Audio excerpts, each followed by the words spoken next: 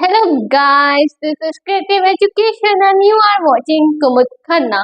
So, we start with our next topic or new topic, Science Talk.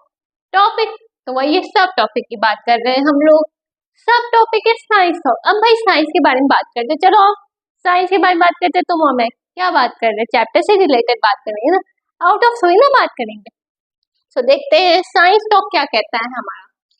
Science तो कहता है, अच्छा मैं पिछले वीडियोस में एक बात आपको हमेशा बोलती आई कि लीव्स के पास क्लोरोप्लास्ट है, क्लोरोप्लास्ट से वो सनलाइट लेता है, सनलाइट को केमिकल एनर्जी में कन्वर्ट करता है. आप लोग सोच रहे हैं ये 10 बार बोल देती है एक बार. अरे भाई बताओ तो, प्रूफ तो करो, मैं कैसे मानूं कि कैसे वो कन्वर्ट करता है और क्या प्रोसेस होता है. तो मैंने कहा रुक जा भाई, प्रूफ करूंगी मैं, बिना प्रूफ करे कोई जाने नहीं देती, बिना बकवास के. चलो चालू करते हैं. Photosynthesis is the process by which plant cells convert light energy into chemical energy to create energy-rich carbohydrate molecules like glucose. तो इतनी बात समझ आए. लीफ है, लीफ के पास क्लोरोप्लास्ट है, ये बात तो पता ही है. एक लीफ है, उसके पास क्लोरोप्लास्ट है, वो फोटोसिंथेसिस करता है. तो फोटोसिंथेसिस के हम लोग क्या जरूरत है, सनलाइट. फोटोसिंथेसिस के एक इम्पॉर्टेंट पार्ट क्या है, सनलाइट. तो एक बात समझो कि जो सनलाइट है वो हम लाइट एनर्जी के फॉर्म में नहीं, जैसे डायरेक्ट एनर्जी आती उस फॉर्म में नहीं यूज करते, हम उसे केमिकल एनर्जी. हमने प्लांट्स मैं प्लांट्स हूँ ये मुझे समझो. प्लांट बता रहा है कि हम उसे डायरेक्ट फॉर्म में नहीं करते, हम उसे केमिकल एनर्जी में कन्वर्ट करते and then we make our glucose. तो एनर्जी रिच कार्बोहाइड्रेट्स क्या है भैया, अरे ग्लूकोज है. तो मैं दिमाग खराब करने के लिए बोल रहा है एनर्जी रिच कार्बोहाइड्रेट, ग्लूकोज ही बनाएगा ना. प्लांट्स तुम्हारा फोटोसिंथेसिस करे तो ना वो एनर्जी रिच ना प्रोटीन, वो सीधे बात क्या बनाएगा, ग्लूकोज बनाएगा. वो शब्द अलग कर दिए गए, आप कंफ्यूज हो जाएंगे. Cellular respiration is the process of breaking down food molecules to obtain energy and store in the form of adenosine triphosphate means ATP. तो देखो एक प्रोसेस होता है सेलुलर रेस्पिरेशन. अच्छा सेलुलर रेस्पिरेशन को अगर तोड़े तो ये बना है सेल से. अब आपको पता है हर लिविंग ऑर्गेनिज्म क्या बना होता है, सेल से. तो प्लांट्स भी, लीव्स भी अपना सेल से बनी होगी. अरे सही बात है, बोलो हाँ या ना, है ना. लीव्स है वो भी सेल से बनी होगी, सेल से बनी होगी, तो वो एक सेलुलर रेस्पिरेशन कर दिया. अब ये कौन सी प्रोसेस की बना है बता रही हूँ, रुको. तो सेलुलर प्रोसेस, तुम्हारे सेलुलर रेस्पिरेशन में क्या होता है, जैसे हम लोग को एनर्जी चाहिए, तो जब हम फूड मॉलिक्यूल्स को ब्रेक करेंगे तब हमें उससे एनर्जी मिलती है. अब आप पूछेंगे एनर्जी क्यों चाहिए, अरे क्यों नहीं चाहिए होगी, मेटाबॉलिक प्रोसेस करने. मेटाबॉलिक प्रोसेस क्या होता है भाई, इंटरनल प्रोसेस, सांस लेनी है, दिल धड़केगा, सब चीज होगी, heart beat, respiration, digestion, excretion, सारे प्रोसेस किससे होंगे, एनर्जी से होंगे. इतनी बात समझ आई. तो उसके लिए हम लोग को क्या चाहिए, एनर्जी चाहिए. एनर्जी किससे आए, सेलुलर रेस्पिरेशन से. अब ये तो समझ आए. अब यहाँ देखो, is the process of breaking food molecules. Food molecules को ब्रेक तो कर देता है, फिर उससे एनर्जी लेता है. अब ये समझ आई एनर्जी क्यों चाहिए. And stored in the form of adenosine triphosphate. आपने ये तो बता दी एनर्जी क्यों चाहिए, पर एनर्जी स्टोर करने की क्या जरूरत है, मेरे को तो समझ नहीं आया एनर्जी कैसे स्टोर हो गई. अच्छा देखो, आपकी मम्मी लोग फास्ट करती है करवा चौथ पे, मतलब फुल डे फास्ट करती है विदाउट ईटिंग, तो क्या वो बेहोश नहीं हो जाती, डेथ नहीं हो जाती क्या, मतलब कि उनके भी किसी भी चीज की डेफिशिएंसी नहीं हो जाती. क्यों, उनमें एनर्जी स्टोर होती है. क्यों, कैसे होती है, एनर्जी स्टोर होती है उनमें. कहाँ होती है भाई, किस फॉर्म में होती है, एडिनोसाइन ट्राइफॉस्फेट. अब ये कौन सी बना, इसे कहते हैं एनर्जी की यूनिट. कि आपकी वेट की यूनिट होती है, लेंथ की यूनिट होती है, तो एनर्जी की यूनिट है. तो आपके एटीपी मॉलिक्यूल्स में एनर्जी स्टोर हो जाती है. और जब आपको जरूरत होती है, मतलब एक इंसान अगर 2 दिन खाना नहीं खाए तो डायरेक्टली मरता नहीं है. क्यों नहीं मरता, क्योंकि इसमें एनर्जी स्टोर होती है एक्स्ट्रा, और वो एनर्जी यूटिलाइज करता है वो, और वो उससे जिंदा रह पाता है, अपनी लाइफ प्रोसेस 2-3 दिन तक कर पाता है. ठीक है.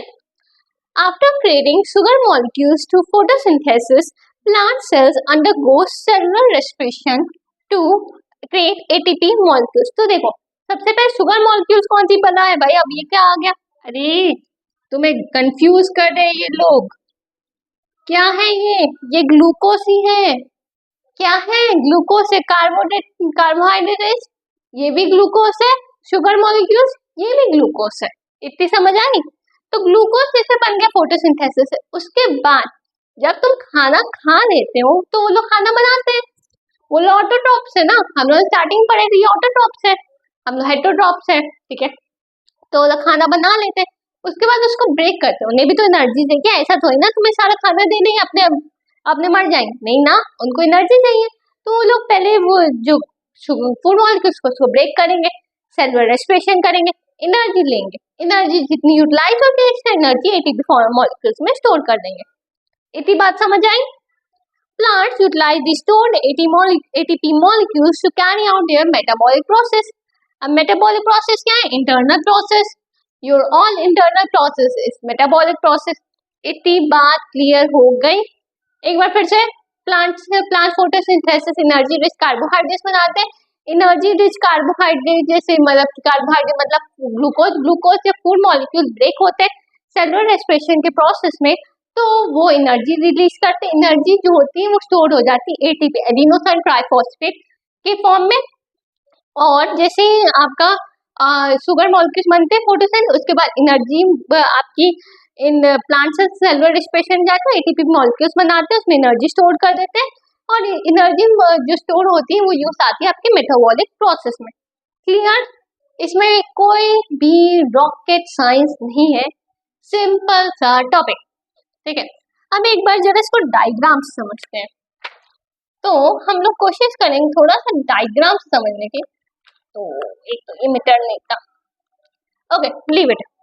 सो यहाँ पे समझिए, एक आता है आपका, ये कौन सी बला है? क्लोरोप्लास्ट। अरे ये तो चैप्टर का मेन हीरो है, तो मत भूलना कभी। तो क्लोरोप्लास्ट में अगर मुझे फोटोसिंथेसिस का प्रोसेस करवाना है तो क्या क्या जरूरत होगी? सबसे पहले लाइट एनर्जी, आपने कहा तो लाइट एनर्जी जरूरत नहीं, अरे होती है, वो खुद ही केमिकल एनर्जी में कन्वर्ट करता है। क्या समझे? समझे ना? उसके बाद उसे क्या जरूरत होगी? H2O। ये कौन सी बदला? अरे वाटर। CO2 कार्बन डाइऑक्साइड, ये सब की जरूरत होगी। और क्लोरोप्लास्ट में क्लोरोफिल है ही तो इससे क्या बनाएंगे वो लोग? ग्लूकोज बनाएंगे। वो लोग क्या बना देंगे? अब ग्लूकोज बना देंगे। बन गया ग्लूकोज। अब क्या हुआ? ग्लूकोज बन गया तो क्या होगा?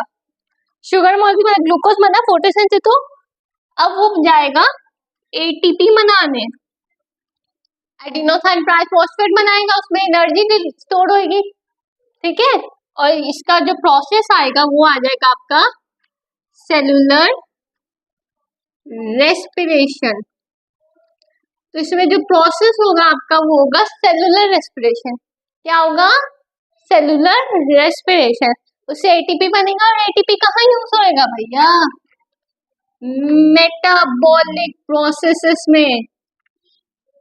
ठीक है, ये समझ आई? ये आपके चैप्टर से हट के बात थी, मैंने बताई क्योंकि आपके काम आएगी। जो एडिनोसिन ट्राइफॉस्फेट है एक्चुअली इसको एक सेल ऑर्गेनली बनाती है। अब ये कौन सी बला है भाई, इतना भड़का नाम, सेल ऑर्गेनली। एक बात समझो, देखो सेल जानते हो, हर लिविंग ऑर्गेनिज्म सेल से बनता है। तो सेल के भी कुछ पार्ट्स होते हैं, सेल के अंदर कुछ पार्ट्स होते हैं, तो उनमें से एक होती है सेल ऑर्गेनली। ठीक है, 9th क्लास में पढ़ोगे आप सेल ऑर्गेनली के बारे में, और उसमें पता चलेगा आपको एटीपी उनमें से एक कोई बनाता है, और उसके बारे में आप पढ़ेंगे। पर मैं अभी नहीं बताना चाहती क्योंकि बहुत कंफ्यूजन हो जाएगा। इतना आपके लिए मैंने एक्स्ट्रा नॉलेज दी है। ठीक है, नेक्स्ट टॉपिक हम लोग जल्दी से लाते हैं। Please do subscribe my channel, like my video and comment if you have any doubt, and let me know how can I improve my videos also. Thank you for now.